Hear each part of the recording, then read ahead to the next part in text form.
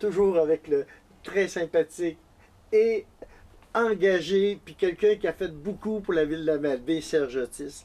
On a parlé un peu entre les deux volets d'un beau souvenir, quelque chose que dans ton cœur.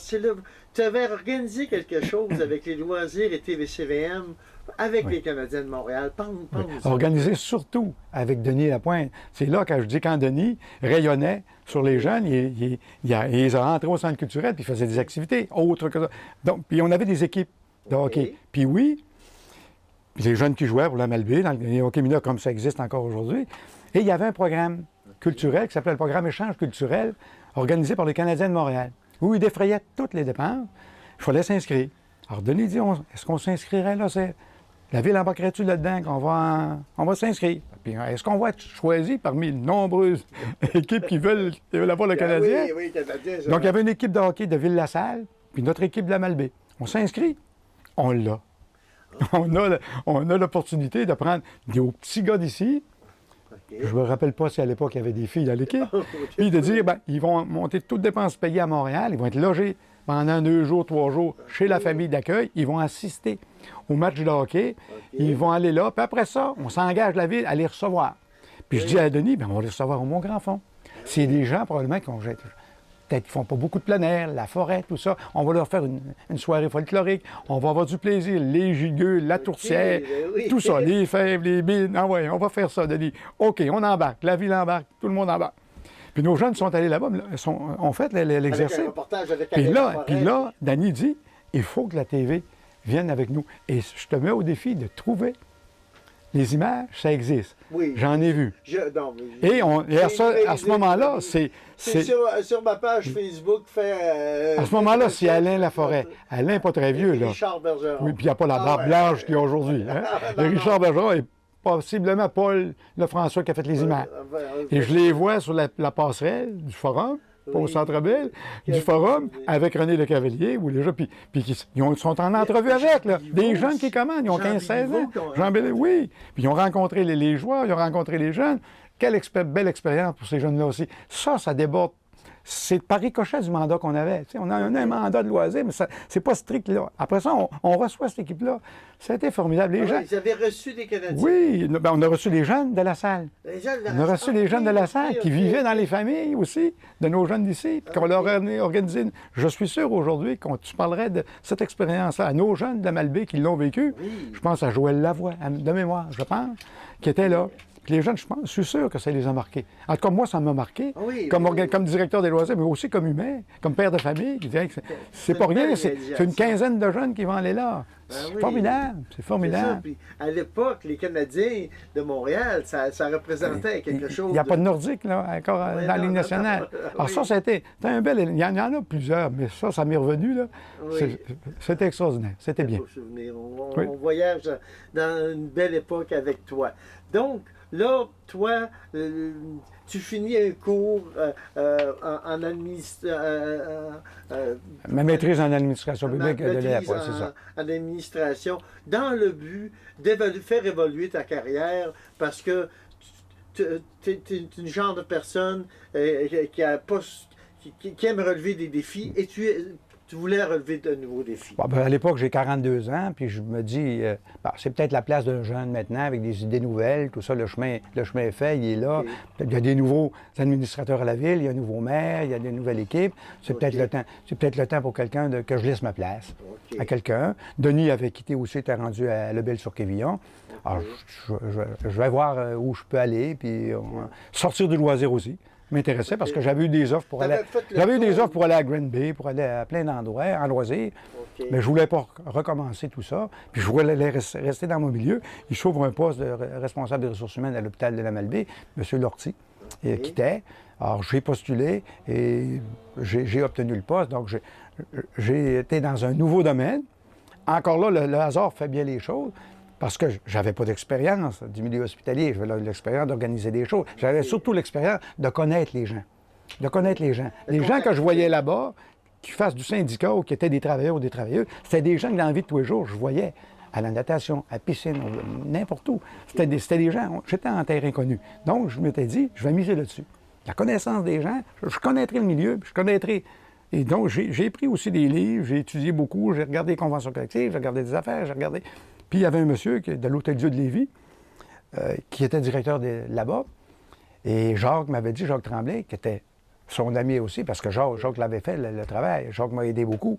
Il avait tracé le chemin. Il dit, si t'as un problème, appelle M. Bernier à Lévis, à l'Hôtel-Dieu de Lévis, puis il va t'aider. Alors, j'avais quelque chose à faire, un travail quelconque. Ben, j'ai dit, je vais l'appeler, M. Bernier. J'appelle M. Bernier, puis on se voyait aussi. Il y avait des réunions des responsables ressources humaines de la région de Québec à tous les ans, à tous les 2 mois, mettons. Alors, j'y allais. Et je l'avais connu un peu, puis on se met à jaser. Il dit, hey, cet été à Malbaie, je vais à la pêche avec mon bon ami au lac des Monts, je pense. Ah oui, c'est qui votre ami? Ben, c'est Lucien. Lucien qui? Lucien Hervé. Ah ben, un autre contact qui se fait là. Donc, là, lui, il m'a aidé.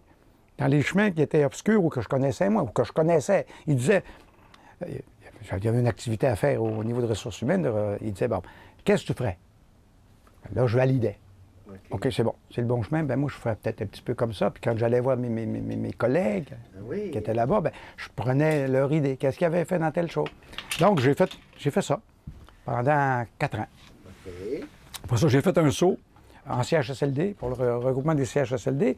Et en 1994, je suis allé au CLSC La Source, à Québec. Okay. Il y avait un poste vacant là. J'ai fait un bout de chemin là, en 1994. C'est ça. Puis on a déménagé en 1998. Puis en 2000, j'étais responsable des services administratifs d'un petit CLSC, mais encore là, avec un homme, Louis Blanchette, qui était le directeur de ce CLSC-là, qui était visionnaire. Puis au dire de ses collègues, qui épuisait ses troupes, puis qui épuisait. Puis quand j'ai dit Alain Ouellet, qui était directeur des ressources humaines, directeur du CLSC Charlevoix, j'avais dit Alain, je m'en vais, j'ai pris un mandat avec Alain, avec Louis Blanchette. Il se met à sourire. Je dis pourquoi tu souris? Ben il dit fou, Louis, il emmène large. Il emmène large, puis les gars et les filles, ils restent pas longtemps, je te jure. Ben j'ai dit, je vais l'essayer. Puis ça a été un team parfait. Lui, il développait les idées. Il voulait que les gens de Charlebourg, du sud au nord, aller jusqu'à Stoneham, Mathieu Hawkesbury, aller jusqu'à Québec, Le Bourgneuf, aient les services de proximité. 2 points de service CLSC, CHSLD, tout ça. Puis ça donne bien. M. Rochon est ministre, Marc-Yvan Côté est ministre, puis il est député de Charlebourg. M. Rochon prend sa place, PQ, a changé d'allégeance. Il est ministre de Charlebourg, donc de l'argent puis des projets. Ça développait. Louis, sa passion, c'était de développer. Puis quand le projet était fait, il disait, Serge, réalise, coordonne, planifie, organise, fais ça. Il y avait confiance en toi. Oui. Ah, regarde, Louis. Mais c'était le fun, c'était intéressant, c'était plaisant, c'était dynamisant, c'était ressourçant. Ça revenait chercher ta passion. Oui, puis j'ai terminé ma maîtrise. Il m'a permis de terminer ma maîtrise. Je ne voyageais plus, j'étais à Québec, j'étais à côté. Et puis ma fille commençait son cégep. Oui, université, ben, on a pris un loyer ensemble. Parce qu'on n'a pas déménagé tout de suite. De 1994 à 1998, j'ai voyagé pendant 4 ans, les fins de semaine. Comme bien du monde font dans Charlevoix. Au bout de 4 ans, ben, on s'est regardé avec ma conjointe, on a dit, bon, ben, je pense qu'on est mieux pour déménager. Puis il y avait une demande en soins infirmiers. Puis Lynn a obtenu un poste à l'Hôpital général de Québec. Puis elle a terminé comme enquêtrice. Elle faisait des enquêtes sur les conditions des gens hébergés en CHSLD à la demande de M. Couillard, qui était ministre de la Santé, était inspectrice. Sauf dans sa région, dans la région de Charlevoix. Donc, elle allait partout, sauf dans la région de Québec. Vous travailliez tous les deux dans le domaine de la santé. On était tous les deux maintenant dans le domaine de la santé, à des niveaux différents. Elle en soins infirmiers, puis moi au niveau administratif, ressources humaines, techniques, financières, jusqu'à la fusion en 2003, où il y a eu, un remaniement, qui ont créé les C3S, les conseils régionaux de santé et de services sociaux, faisant en sorte qu'on s'est regroupés. Nous, c'était Québec-Nord. Ma conjointe, c'était Vieille-Capitale, qui était regroupée. On s'est regroupés. Charlevoix ne faisait pas partie, puis Port-Neuf non plus. Et quand est venu le temps d'allouer les postes de direction, il y avait 19 postes à pourvoir. Et on m'a demandé quel poste tu veux. Puis si tu veux aller aux ressources humaines, il n'y a pas de problème. J'ai dit non, moi j'aimerais, il n'y avait pas 3 postes de directeur adjoint ressources humaines. Je voudrais être en ressources humaines parce que je prévois prendre ma retraite dans quelques années. Puis à l'exemple d'un avion, je veux descendre tranquillement. Puis je veux plus être Tu ne veux pas avoir de stress. Oui, ben c'est ça. Je veux plus avoir le stress de coordonner, d'être en charge, puis Puis c'est aux autres de faire ça. Mais je vais être un bon second. Je vais être un bon directeur adjoint pour quelqu'un qui va être en haut. Puis le sort a fait que celui qui a eu le poste, c'était un copain. C'était un gars que j'avais même déjà engagé sur un conseil, sur un conseil de sélection, comité de sélection, pour être directeur des ressources humaines à Beaupré. Il était à Trois-Rivières, il revenait à Québec. Puis il savait qu'il pouvait compter sur moi. Puis il dit, quel dossier que tu veux? J'ai dit, le dossier que les gens ne veulent pas. Les relations de travail. Il n'y a personne qui en veut. Personne qui va aller chicaner, personne qui veut se mettre en autour de ça. Personne. Donne-le-moi. Je vais le faire les années qui vont me rester. Je vais le faire. Là, on va parler de ta vie professionnelle à 100% pour faire un quatrième volet sur ta vie personnelle, tes enfants, ce qu'ils font aujourd'hui. Parce qu'il y en a beaucoup à dire. Tu as fait beaucoup. Donc, toi, tu relèves ce défi-là? Oui, je relève ce défi-là, puis j'ai une équipe. J'ai une équipe de 5 ou 6 conseillers en ressources humaines, puis une équipe d'adjointes administratives. J'ai une bonne équipe parce qu'on est rendu avec 3000 employés. Alors, toutes les ressources de CLSC, de CHSLD, de l'hôpital de Beaupré, on est tous ensemble. Okay. Donc, on a du monde, là. On a du monde pour travailler. Ça fonctionne bien. Donc là, on peut se consacrer, puis on a de la pérennité dans ce qu'on fait. Parce que quand j'étais au CLSC, je faisais tout. Humaine, technique, financière. Ben là, puis t'as pas d'équipe, t'as très peu d'équipe, donc t'as 500 employés. Les gens de la paie, ben ils sont remplacés, pas remplacés. Les gens qui appointent, les gens qui font la liste de rappel. Là, on a des marges de manœuvre pour travailler parce qu'on a du monde. On a du bon. Mais il faut juste coordonner ça tout le monde ensemble. Parce que les systèmes ne se parlent pas encore. Les systèmes informatiques, les systèmes de... Il faut les arrimer. Mais donc, je pense pas qu'ils se parlent encore. Je pense pas qu'ils se parlent. Il y a encore du chemin à faire. Mais j'ai été mêlé à ça. Parce que dans la première année, avec Jean-Guy Trottier, qui était le directeur général, Louis, mon boss, était son adjoint, on s'est dit, on va faire d'abord l'inventaire de ce qu'il y a. On va faire l'inventaire des ressources humaines, ressources techniques, ressources financières, on va faire ça. Puis moi, j'ai fait partie de 3 comités majeurs, puis vous nous ferez encore des recommandations. Ça prend quoi dans le service des finances? Ça prend quoi là? Ça prend quoi là? Donc, c'est ça. J'ai fait ça. T'aimes défricher, toi, Et sur la fin, quand c'était le temps de prendre ma retraite, en 2008, que j'ai pris ma retraite, ça fait déjà 15 ans. Okay. L'année précédente, j'ai dit, je vais travailler 3 jours semaine. Et je ne m'occuperai plus des relations de travail, je ne m'occuperai plus de ça, vous engagerez quelqu'un d'autre. Puis j'ai coaché 4 jeunes, 4 cadres. Okay. Je me suis occupé encore des relations, certains dossiers qui étaient plus stratégiques. Puis je m'en allais tranquillement vers la retraite. Okay. Puis j'ai trouvé que j'ai fait un bel atterrissage.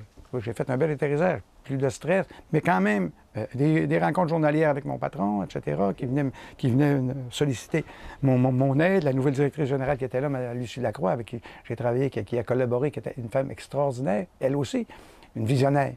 Alors, j'ai eu un parcours chanceux. Tu as eu beaucoup de visionnaires dans...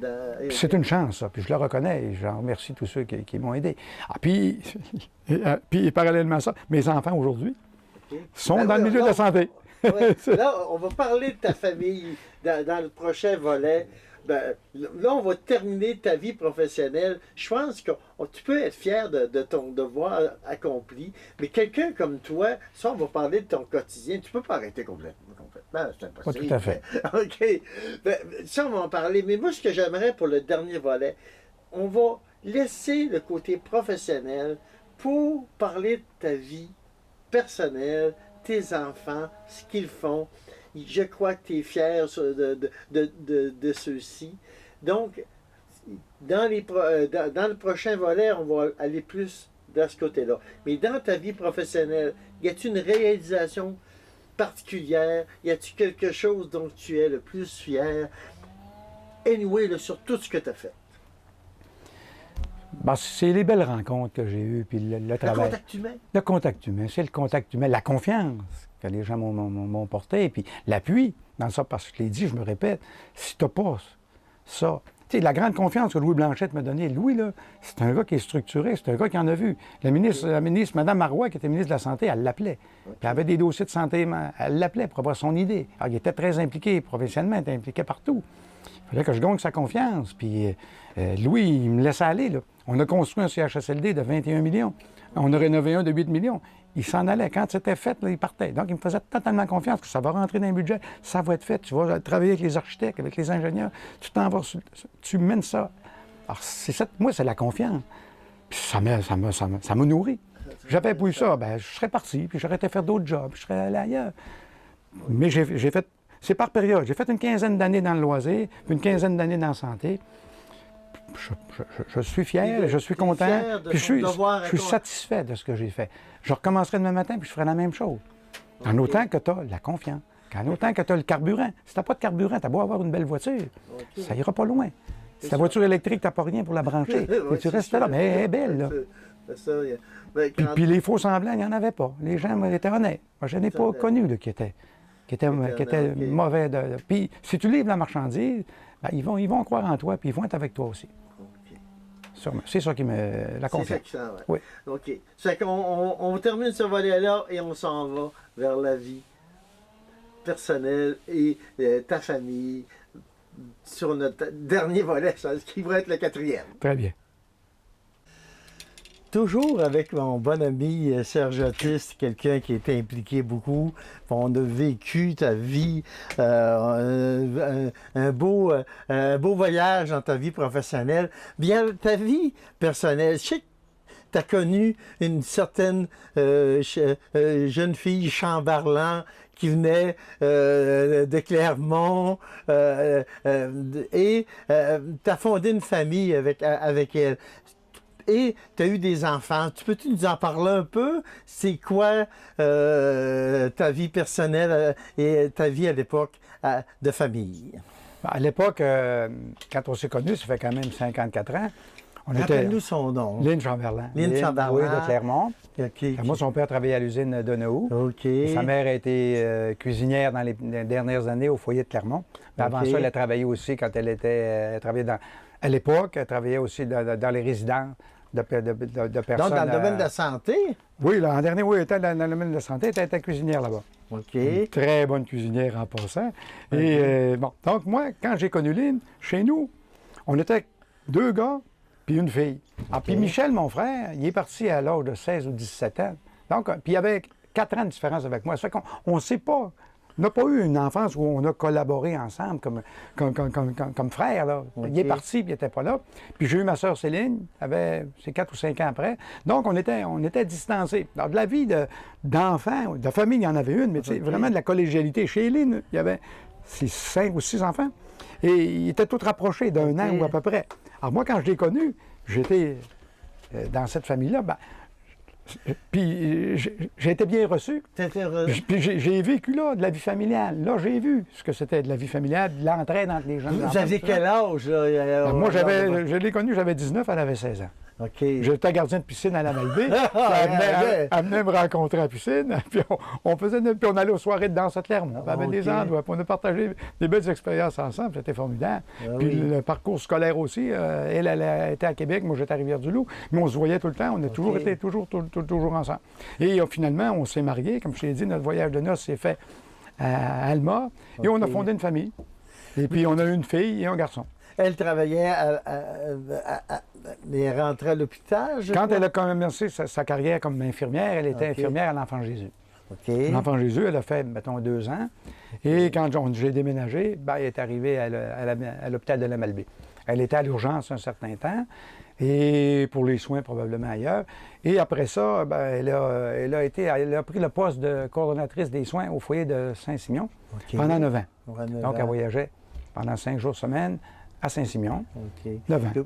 Et puis après, elle est arrivée au foyer de la Malbaie, à l'accueil Belle-Rive, dans un poste à demi-temps, de 4 à 10, quelque chose comme ça, avec M. Hakim. Puis Lisette, Huguette Godreau, qui était sa supérieure immédiate. Et donc, puis avec le fil du temps, bien, Huguette est devenue directrice générale, puis Lynn est directrice des soins infirmiers. Donc, elle avait son emploi là. Et après ça, quand on a déménagé à Québec, elle est devenue coordonnatrice des soins. Mais là, vos enfants y arrivent quand? Nos enfants ils sont arrivés en 80. En 80? En 76, c'est-à-dire, avec Mélanie, et 80. Okay. 80 pour Sébastien. Dans leur nom, c'est Mélanie. Mélanie en 67, puis Sébastien en 80. Et chose un peu drôle, la même date de naissance. La même date? Oui. Oui. OK. Donc, vous vous rapprochiez toujours en même date? Donc, quand il y a des fêtes, ben, c'est particulier. C'est particulier. 30 ans de différence, c'est particulier. Oui. Et eux, ils ont fait leur bout de chemin, leur chemin. Mélanie étudiait à Laval, en communication. Sébastien a étudié en communication aussi, mais en ressources humaines, mais à Montréal. La jeune famille, c'est quoi vos activités? Ah, ben, c'est le ski alpin. Ah, C'est le ski ok. alpin. Hein. J'avais été initié au ski alpin, ça fait que les fins de semaine, on allait là. Il faut dire aussi, quand on était jeune, comme je travaillais beaucoup de réunions les soirs et les fins de semaine, beaucoup d'activités aussi à organiser. Mais si tu ne l'organises pas, il faut que tu ailles voir, il faut que tu encourager. S'il y a le tournoi Impulsion volleyball, c'est toujours bien vu que le directeur des loisirs aille faire son tour. Puis c'est correct aussi, ça me fait plaisir d'y aller. Je ne vais pas par obligation. J'aime les gens qui sont là, il y a Claude Turcotte qui travaille, un tournoi de tennis, tout ça. Je veux voir comment ça se déroule. OK. Pas l'apprendre par les autres. Puis ça m'intéresse. J'avais de l'intérêt. Donc, puis j'avais commencé à jouer au golf. Parce que quand on était cadet, quand on était jeune, forcément, tu commences à jouer au golf à 12 ans, 13 ans, tu n'as pas besoin d'apprendre de technique, ça vient naturel comme le patin. Okay. Alors, là, j'ai commencé, on travaillait à la ville, j'ai commencé à jouer au golf en 30 parties par année. Okay. Mais j'étais moins présent. Lynn travaillait, je travaillais. Et ici, on passait l'été au chalet. Que vous aviez déjà votre chalet notre pied à terre était ici pour l'été. Les enfants, tous étaient élevés ici l'été, avec tous les frères et sœurs de Lynn en arrière. Il y avait tous un chalet ou une partie du chalet. Vous aviez une vie de famille ici? Oui, puis la belle-mère avait... Pour la belle-mère, le beau-père, c'était super intéressant de voir ses enfants et ses petits-enfants. J'avais des parties de famille, des expériences de vie sur l'eau, jouer à cachette, jouer à toutes sortes de choses, des barbecues mémorables, toutes sortes de choses. Donc, on était là. Mais là, j'ai fait un choix. J'ai dit, tu joues au golf ou tu te consacres à ta famille. Tu ne peux pas faire jouer au golf, travailler comme tu fais là, puis t'épanouir au niveau de travail si tu n'as pas le temps de te reposer puis tu ne te consacres pas. Alors, j'ai abandonné complètement le golf.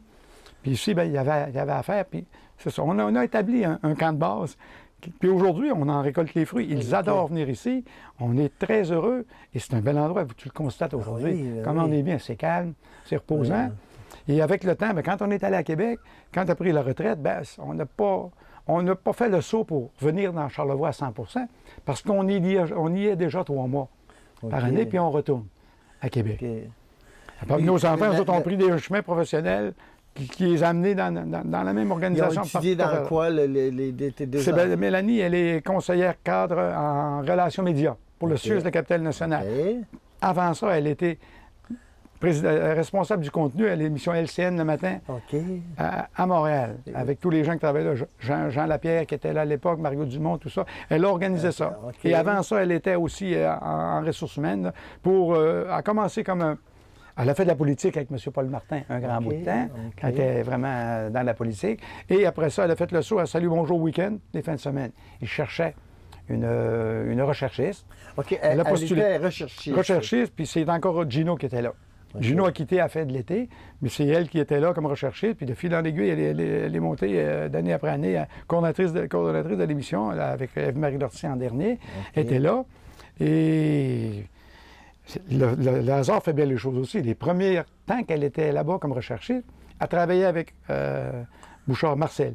Puis quand elle a dit à Marcel dit Otis, ça me dit quelque chose. Oui! Elle dit c'est-tu Serge Otis? Ben oui. Donc, t'es allé visiter. Puis elle me faisait venir sur le plateau les fins de semaine.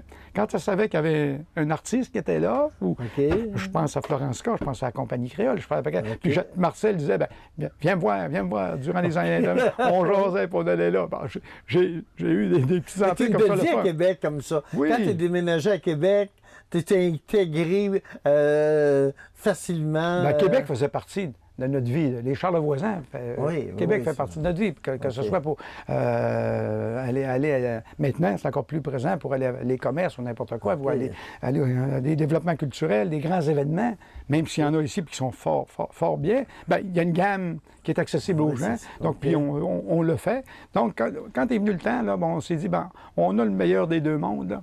On a un bon pied à terre, on va consolider le pied à terre, on a rénové les chalets, on a rénové tout ça, puis ça nous tient occupés. Parce que maintenir la piscine, maintenir tout ça... C'est un camp de vacances, c'est ça? Oui, puis j'ai encore l'énergie pour le faire. Puis avec les beaux-frères, on l'a fait plein de choses, toujours dans le plaisir. Donc une belle vie familiale. Oui. Toujours avec le chalet à Saint-Aimé-des-Lacs. Donc, une vie familiale très heureuse. Oui, et Sébastien, pour finir leur profession, Sébastien, lui, est conseiller aussi aux au CIUS, il s'occupe Donc, dans le santé, données. lui aussi, il a suivi la trace de ses parents. Oui, oui, mais il est arrivé là un peu par hasard. Il a commencé par différents endroits. Il a travaillé pour une résidence privée, il a travaillé comme agent de sécurité à l'Hôtel-Dieu de Lévis. Mais là, il a connu quelqu'un qui me connaissait, qui dit, je pense qu'il cherche quelqu'un là-bas. Là. Je ne sais pas si tu postules, peut-être. Là. Au cas où. Il a fait mais il a fait ses preuves. Il a montré qu'il était responsable. Ils lui ont donné un mandat. Il l'a mené à terme. Pour aujourd'hui, toutes les données que le ministre, plein de données que le ministre demande, M. Dubé, ça arrive au CIUS. Puis c'est sûr que Sébastien va les traiter, puis c'est lui qui va alimenter, puis qui va leur sortir les tableaux, les achalandages, etc. Les heures de soins, n'importe quoi. Bien, il est fort là-dedans, il aime ça. Bon, les deux se réalisent bien. Ils ont un beau parcours, puis ils sont heureux où ils sont. Ils ne pensent pas d'aller ailleurs non plus. Ils sont bien, ils sont estimés de leur entourage. Okay. Beaucoup d'estime aussi. Comme leur père. Ben, c'est un peu ça. Puis ils ont des bons patrons aussi. Puis, mais comme je te disais, ils ont des bons patrons qui croient en eux aussi. Ah oui, OK. Puis ils se réalisent. T'es-tu rendu grand-père? Non, ben là, on a une petite fille qui est avec nous pendant un grand bout là, de vie, là. Okay. Mais pas officiellement, mais ça va, on est bien. OK. On est bien. Puis Lynn a eu un beau parcours professionnel aussi, là, au niveau des soins à Québec. Okay. Comme je te disais tout à l'heure, avec le ministre, elle a fait des visites ministérielles très appréciées, son professionnalisme. Alors, on est comblé, puis on a la santé. Alors, tant qu'on a la santé, vu que c'est un petit camp de vacances ici, il doit y avoir certainement des gens dans votre famille pour animer le milieu ici. C'est toujours plein de gens ici, là. C'est toujours plein de gens. Les enfants de Roger, on des colocataires ici, notre beau-frère, qui était marié avec la sœur de Lynn, qui est malheureusement décédée. Alors, ils viennent aussi parce qu'ils sont venus quand ils étaient jeunes. Ils apprécient l'endroit. Ils sont là. Nos enfants viennent passer leurs vacances ici. Tout à l'heure, on a tout juste changé d'angle, on a perdu d'éclairage. Mais, donc... Mais quelqu'un comme toi, tu ne peux pas arrêter 100%. Après, quand tu dis que tu as pris ta retraite, as-tu vraiment pris ta retraite ou y a-tu quelque chose, y a-tu des choses que tu as fait? Les derniers mandats que j'avais à Québec-Nord, c'était, en plus des relations de travail, je faisais des enquêtes et analyses de comportement d'employés. Je faisais des analyses d'agression ou n'importe quoi. Alors, j'en ai fait plusieurs analyses, puis j'avais développé une certaine expertise là-dedans. Alors, je me suis dit, quand je suis parti, bien, les gens m'appelaient. Hey, tu viendrais-tu faire une enquête? Une enquête à tel établissement, tu viendrais-tu faire ça? Ligne, pour elle, c'était tracé, c'était terminé, je mets ça là. Bon. On était ici le premier automne 2008, il faisait beau comme ça. On était en arrière, à l'arrière du chalet, puis l'autobus scolaire passait. C'était beau, puis là, on était à notre retraite. Ben, j'ai dit, je sais pas si je vais aller faire. J'ai une enquête à faire. J'ai dit à la fille que j'y penserais. Elle m'a dit, si tu veux, vas-y. Si tu veux remettre ton paletot puis ta cravate, moi, je vais m'installer ici. Puis je vais profiter du moment, parce qu'on ne sait jamais quand est-ce que ça finit. Puis là, j'ai dit, bon, OK. On laisse tomber, je fais plus rien de ça, puis j'ai... C'est la meilleure décision. Puis là, on s'est mis à voyager parce que quand on travaillait, on voyageait, on allait dans le sud pour se déposer, pour se reposer, pour refaire le plein d'énergie. C'est en un hôtel tout inclus. C'est pas un voyage culturel où on visite. Il n'y a pas de visite. Ouais. Donc, à ce moment-là, on a pris des décisions. On a dit, bon, ben, on va voyager pour aller voir d'autres choses. On a fait une croisière. On est allé en Chine pendant 3 semaines, de Pékin à Tokyo. À Hong Kong, Et après ça, une année ou deux après, on a fait avec notre belle-mère, Mme Chamberlain, elle voulait aller à Rome. On a fait une croisière sur la Méditerranée, partant de Venise, et longeant, allant en Grèce, en Croatie. Après ça, on a monté toute l'Italie, la Sicile, Rome, Florence, pour revenir en France, à Marseille, puis finalement aller à Barcelone. Puis en 2017, avant la pandémie, on a fait Bordeaux, puis on a fait Paris. On a fait Paris, Donc, on a fait Paris, puis la Provence. Puis l'autre voyage, on a fait Bordeaux, puis la Côte d'Azur. Et là, ben, on voulait recommencer, là, la pandémie est là. Mais comme on a terminé de construire le chalet, puis qu'on vient de déménager de 2 ans avec notre fille, on s'est acheté un jumelé à Québec. On a eu du travail à faire sur le terrain aussi, un paquet d'affaires. Fait que là, on a mis ça un petit peu sur pause. Donc, tu travailles pour toi? Oui, je travaille pour moi. On travaille pour moi, les enfants, Mélanie, pour Sébastien aussi, puis ici. Alors, ça occupe amplement, qu'on n'a pas besoin de penser à rendre des mandats professionnels, pas du tout. Donc, et ça fait 15 ans. Ça fait déjà 15 ans. 15 ans, fait que... Donc, je pense on a vu, on a vécu de beaux moments avec toi dans ta mémoire. Y a-tu un message que tu peux laisser aux gens, à l'humanité de Serge Otis pour que dans le futur, les gens réalisent des choses comme toi? C'est quoi le message que tu peux laisser aux gens? Je pense que s'entourer des bonnes personnes, et si les personnes sont toxiques pour toi, ben, reste pas là à te martyriser. Va voir ailleurs. Puis aujourd'hui, les gens ils ont plein de possibilités. Oui. Plein de possibilités. Parce qu'avant ça, c'était le gros bout du bâton, c'était le côté de l'employeur. Maintenant, là, c'est l'employé qui l'a. l'inverse. Donc, tu ne peux pas rester dans un milieu qui est toxique. Maintenant, tu vas ailleurs. Et en même temps, puis fais-toi confiance. Tu vas y réussir. Tu vas y réussir, c'est sûr. Il y a une place pour toi partout. Puis après ça, bien s'entourer aussi dans la vie familiale. Puis de décrocher, de laisser ton camp, la famille, l'ouvrage, on le laisse à la maison. Je sais que c'est difficile aujourd'hui parce qu'on est rejoignable partout avec les cellulaires, partout, puis Internet. Je sais, je vois faire mes enfants aussi. Mais ils commencent à se détacher aussi. Puis profiter de la vie parce que dans le fond, puis si on n'a pas la santé, qu'est-ce qu'on a? On n'a absolument rien. On a des exemples à tous les jours. Oui, des gens qui sont puis on est en forme aujourd'hui, puis qui sait que demain. Oui, on dirait, c'est j'y ai ça. parlé hier, pourtant, il avait l'air bien. Alors, donc ça ouvre des lumières, là. Ça ouvre des lumières. OK, ça. De profiter de la vie au Profiter jour de la le vie, jour. oui, puis Et d'aller la vie voir est trop ailleurs. courte pour D'aller voir endurer ailleurs des ce qui mauvaises fait. Aller voir situations. ailleurs ce qui se fait, là. T'sais, moi, j'étais pas capable de le faire. J'étais trop dans l'ouvrage. Je n'étais pas dans un contexte pour le faire. OK. Mais aujourd'hui, bien, prenez le temps d'aller voir ailleurs. Il y a de belles choses. On parle de trucs, des affaires. On parle du tramway à Québec, là, puis Oui. regarde tout le tollé que ça fait. Mais il Oui. faut y avoir été pour voir comment ça fonctionne bien. C'est plaisant, c'est moderne, ça aide les gens dans la vie de tous les jours. On est récalcitrant à s'ouvrir. Mais, par contre, si on fait un tramway, bien, pas chez nous. Il ne faut pas qu'il passe à côté de ma maison. Il va faire trop de C'est bruit. ça, OK. Mais on n'aura jamais, je prenais un article ce matin, des difficultés de voyager maintenant avec les autobus entre Québec, Montréal, la Gaspésie. C'est affreux, ça, dans la presse. On est OK. rendu là. On avait un beau système de transport, me semble, dans le temps où on allait à Montréal à tous les heures. Maintenant, c'est pas facile de voyager de Bécomo à Québec ou à Montréal. J'en ai vu la complexité. Donc, ouvrons-nous, puis découvrons. Puis tout ça pour dire, ben, regarde, ouvrons-nous à plein d'affaires, professionnelles, OK. personnelles, puis fermons rien.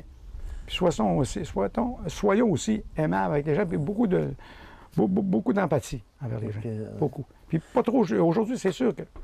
Puis je dis pas que je ne le fais pas non plus. On juge souvent de la première impression. OK. Attendons que les choses se fassent. Puis après ça, on jugera. Puis en même temps, ben, prends-le le bâton, toi. Prends-le le bâton. Je vais te donner le témoin. Fais un bout avec. Puis on s'en reparlera dans quelques temps. Alors, soyons reconnaissants pour ceux qui ont fait des choses. Puis laissons de côté. Oui, quand tu prends une décision, appelez pas à 100 des gens. OK. Mais il faut en prendre une. Puis y Faut croire, avancer. puis écouter les Faut autres, pas puis stagner. écouter. C'est ça. Puis s'il y a une barrière, on va en franchir ensemble. Pas tout seul. Il va y avoir des alliés. Bon, c'est un peu ce que je dirais aux gens, là, tu sais. Allez-y, foncez, puis c'est plein de beaux défis à relever.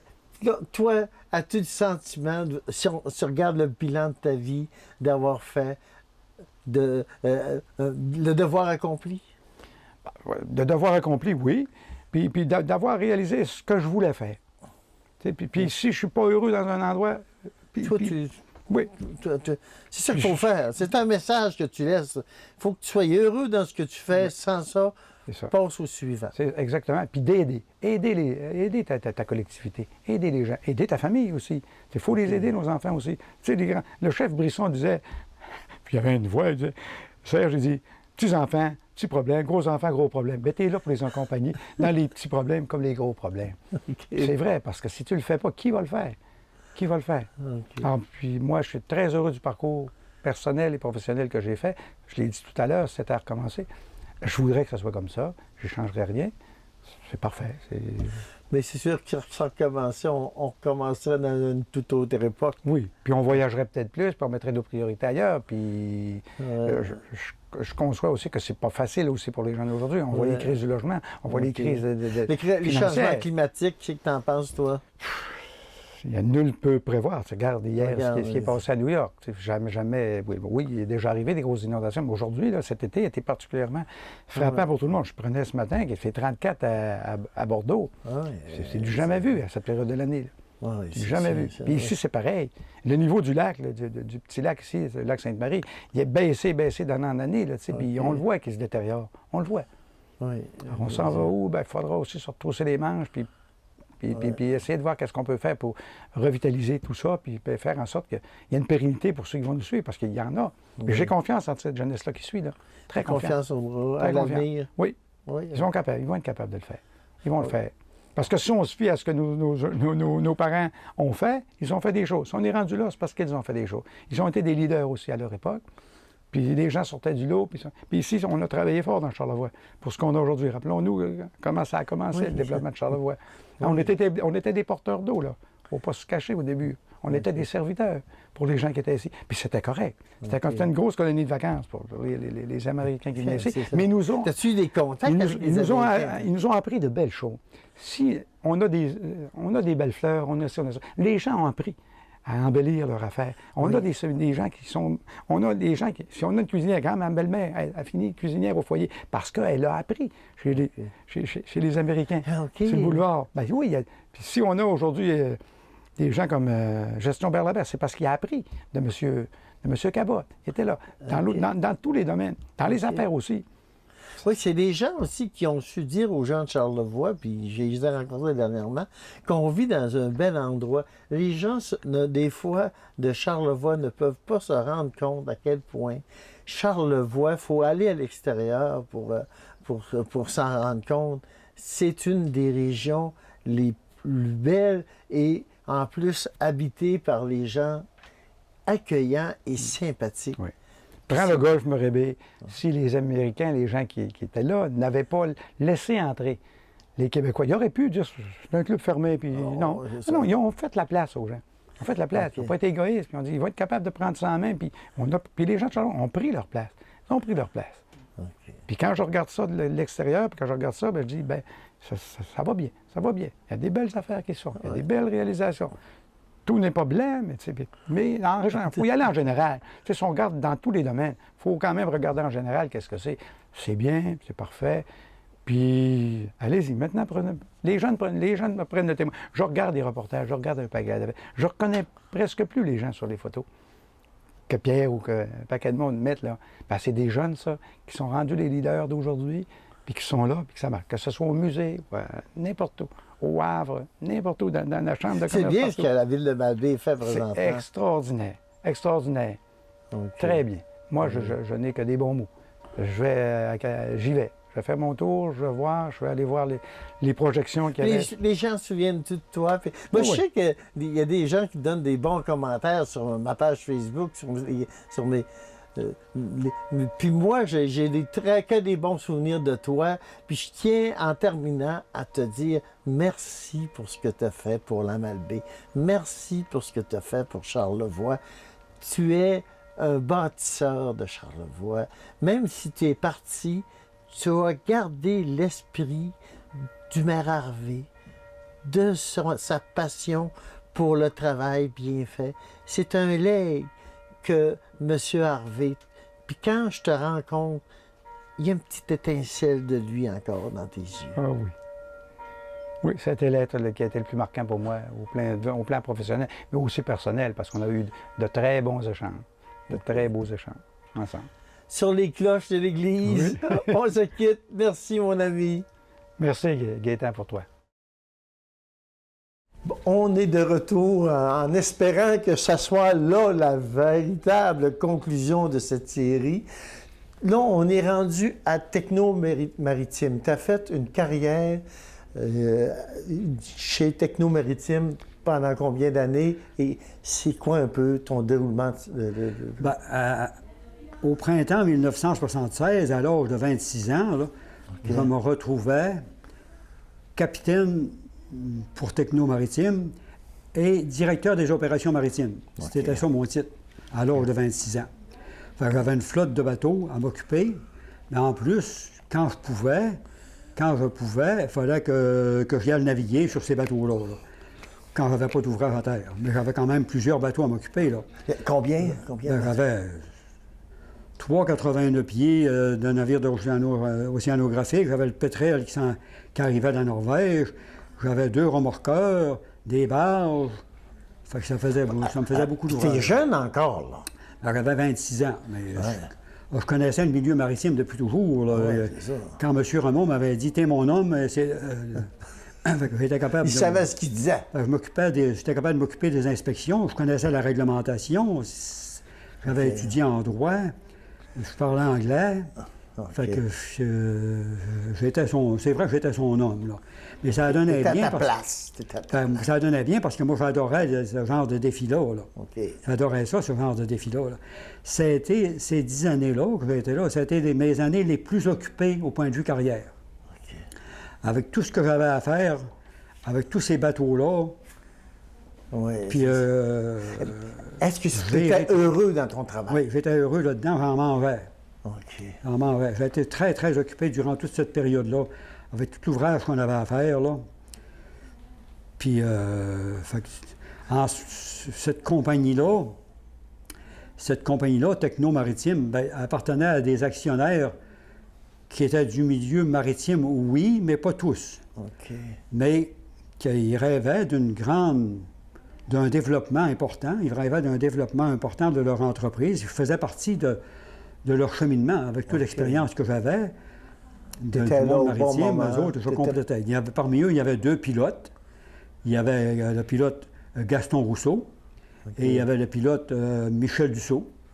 Il y avait des constructeurs de bateaux en acier, les frères Bargonnet. Il y avait des hommes d'affaires. Il y avait le président du chantier maritime à Lauson, Takis Valiatis. Il y avait Pierre Tremblay de Tremblay Communication.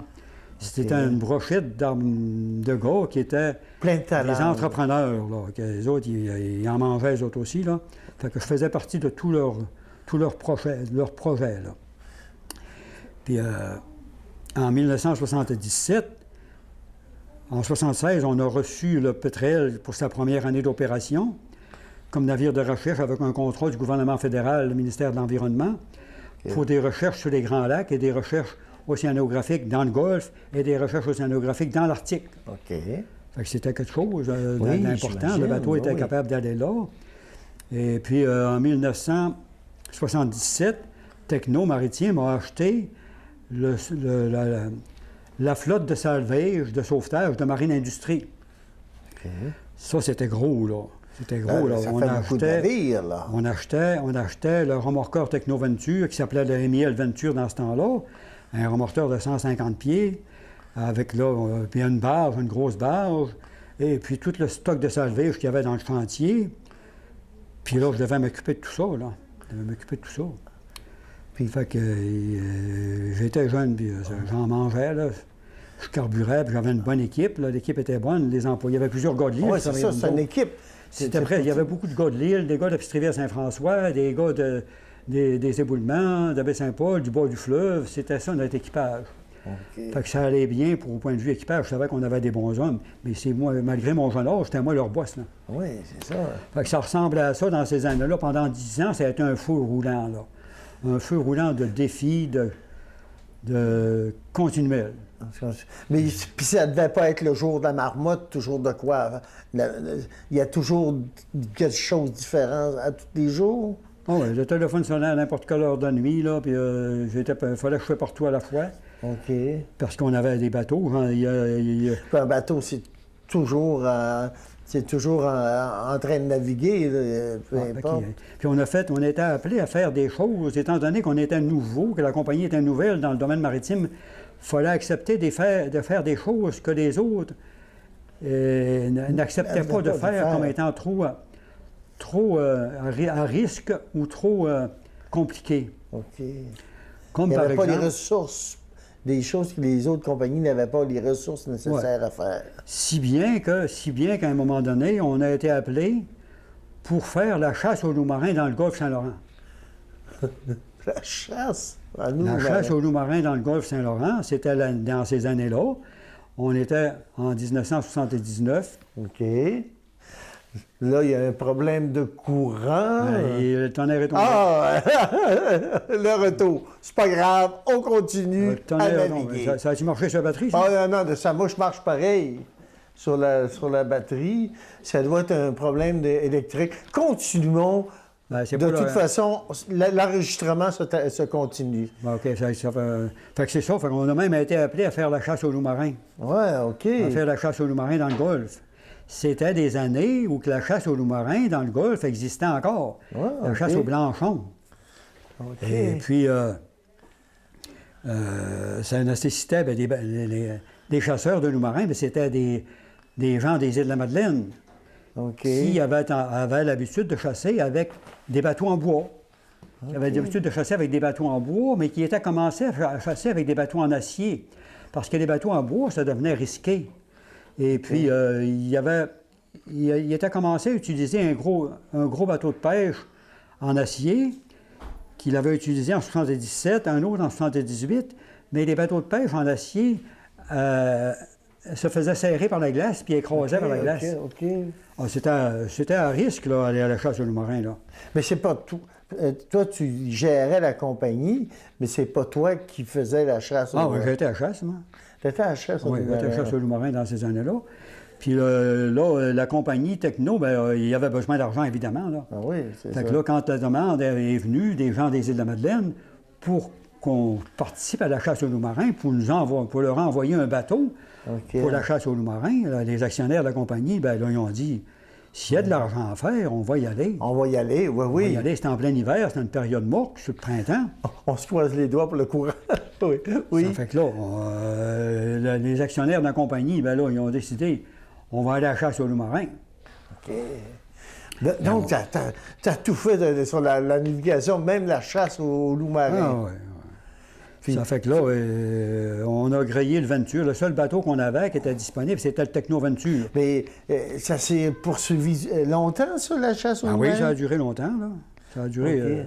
Parce qu'aujourd'hui, il 4 ou faudrait 5 plus en hivers. parler. Là. Ah oui, c'était dans les dernières années, parce que c'était dans les mouvements de contestation de la chasse aux loups marins, là. Ah oui, C'est pas tout le monde comme ça entendre ça, là, quand j'étais c'est là. c'est À me ça, faire scalper en mais sortant. c'était une époque, dans ce temps-là, C'était la vie du temps. Ah là. ouais, C'était c'est la ça. vie du temps. Là. La chasse aux loups marins, c'était la vie du temps. C'est-tu mais c'était- rentable, ça? C'était pour la chair, c'était pour l'huile? Ben, c'était pour la peau. La peau, OK. C'était pour la peau des bébés phoques. Là. Et C'était OK. c'était un mouvement de contestation qui avait parti en Europe Ah oui, c'est qui, ça. Ah oui. qui disait qu'on martyrisait les bébés phoques Ah et oui. qui tendait à faire abandonner la chasse. Il y a une certaine Brigitte Bardot. Ah oui, puis- c'est ça. C'était dans mon temps, ça. Ah, J'ai OK. vécu ça, là. OK. J'ai vécu ça dans ces années-là. Et puis les opposants, là, commençaient à se manifester. Il y avait raison de faire de la manifestation, là. OK.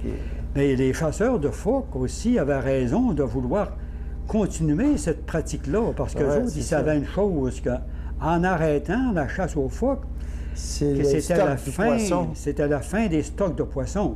Oui, c'est ça. Ils ont eu raison. Oui.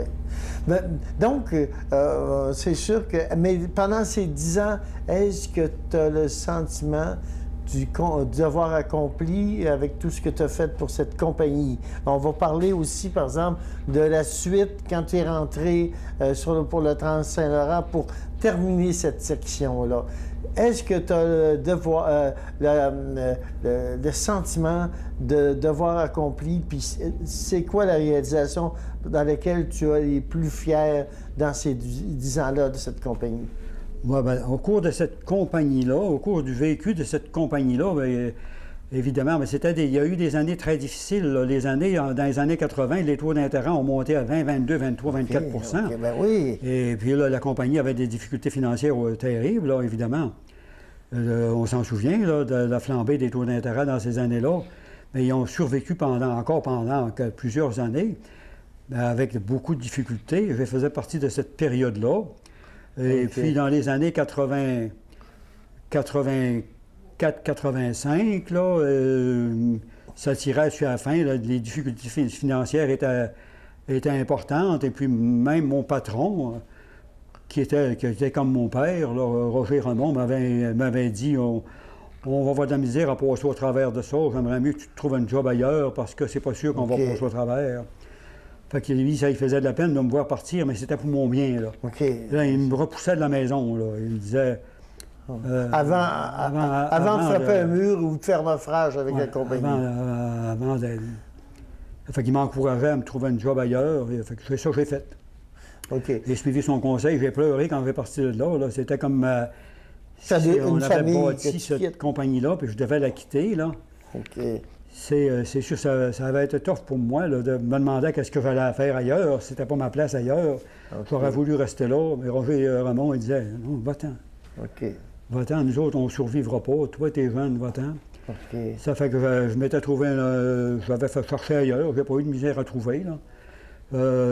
Pour finir la saison 85, j'avais travaillé pour Pêche Océan Canada, comme capitaine à bord d'un bateau qui faisait de la recherche en pêcherie dans le golfe Saint-Laurent.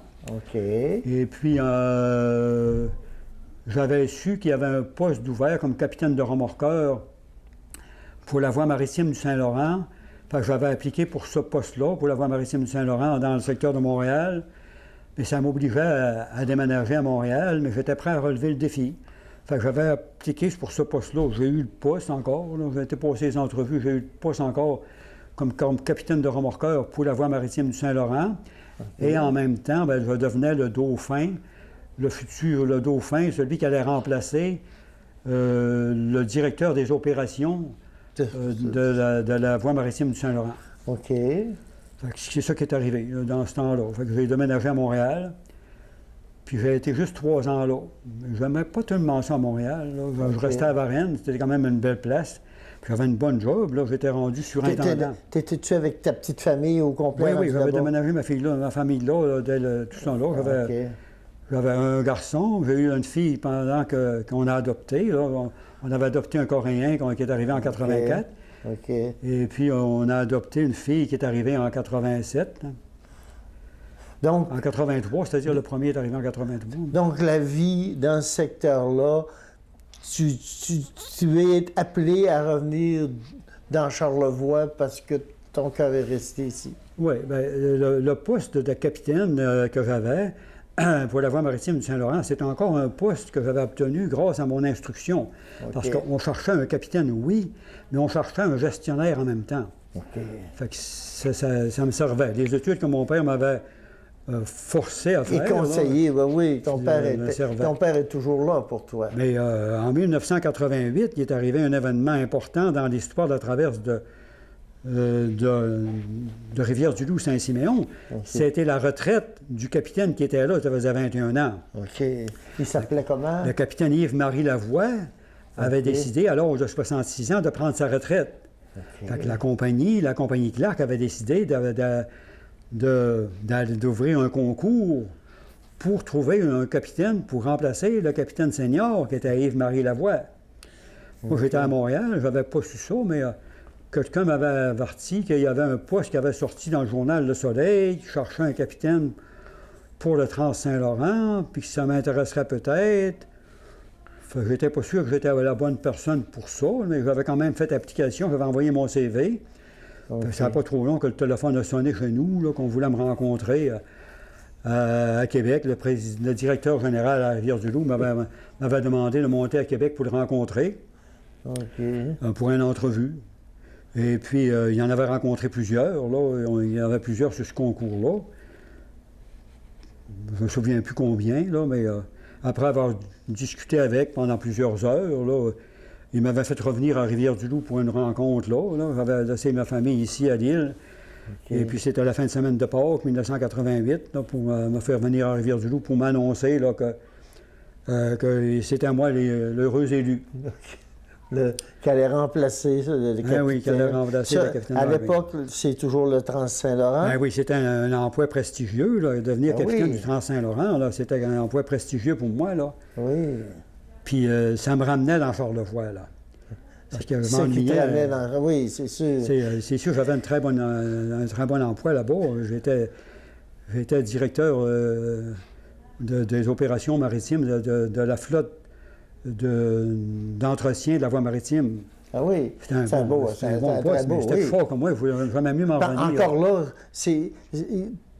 Dans cette fonction-là, est-ce que tu as le sentiment du devoir accompli? Est-ce que ce que tu as fait, tu es fier